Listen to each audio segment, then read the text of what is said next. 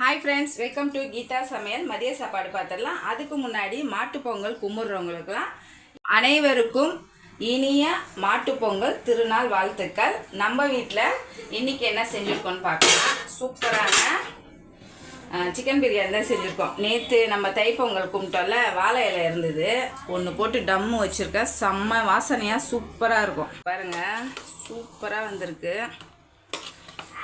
கொஞ்சம் காரசாரமாக இன்றைக்கி செஞ்சுருக்கேன். ஏன்னா கிளைமேட் நல்ல சில்லுன்னு இருக்கா. அந்தமாரி நேரத்தில் கொஞ்சம் காரம் சாப்பிட்டா தான் சூப்பராக இருக்கும். வெள்ளை சாதம் வடிச்சிருக்கேன், நல்லா சூடாக இருக்குது பாருங்கள். கொஞ்சமாக சிக்கன் தொக்கு பண்ணியிருக்கேன். நேற்று வச்ச ரசமே இருக்குது, அதனால் என் ரைத்தா. பசங்களுக்கு பிடிச்ச சூப்பரான சிக்கன் 65.